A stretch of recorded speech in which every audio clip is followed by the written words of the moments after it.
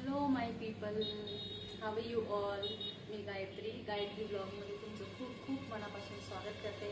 तर आज आहे थर्सडे, मंगळवार आहे. तर ॲक्च्युली 2 दिवसापासून मी काही शूट नाही केलं. व्हिडिओ पण तुम्ही बघत असाल की पोस्टिंगला पण खूप वेळ लागला, अपलोड करायला पण मी खूप वेळ घेतला बिकॉज मला वेळच नव्हता तेवढा. घरामध्ये थोडे पेशंट होते आमच्या.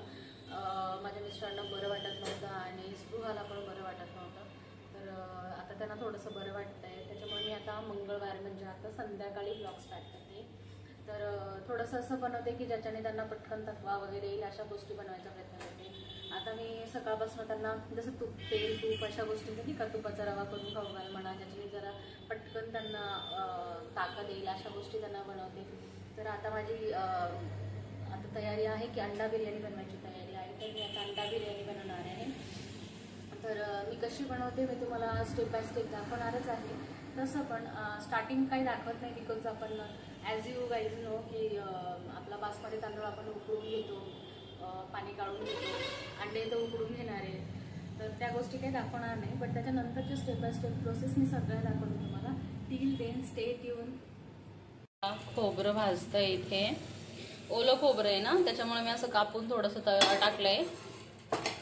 पडलेलं होतं माझ्याकडे ओलं खोबरं, अर्ध खाल्ल्यात आला अर्धा असं. त्याच्यानंतर इकडे अंडी उकडताय, अजून त्याला एखाद्याला टीच नाही पडली म्हणून थांबली मी. आणि यामध्ये हे बघा, तुम्ही बघू शकता कांदा जो की कापून आहे ना थोडासा लालसर केला आहे मी, खूपच नाही हे काळा काळा जसा असा. कोथिंबीर टाकली आहे, लसूण टाकायचं आहे याच्यात, खोबरं टाकायचं आहे आणि इनफ बस तेवढंच टाकणार आहे आणि दळून घेणार आहे त्याचं मटेरियल बिर्याणीसाठीचं. आणि हा राईस तुम्ही बघू शकता ऑलमोस्ट 96-97% हा कुक झाला आहे, म्हणजे ऑलमोस्ट कुक आहे. बट तो अजून फुलेल चांगला जेव्हा मी त्याला लेअरमध्ये टाकेल. 2 जणांची छान बिर्याणी होते याच्यात विथ एग्स.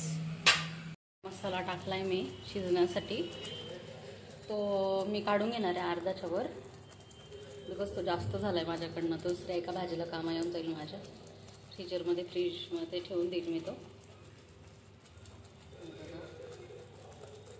माय पीपल, हे बघा तुम्ही बघू शकता बिर्याणी कशी बनली आहे.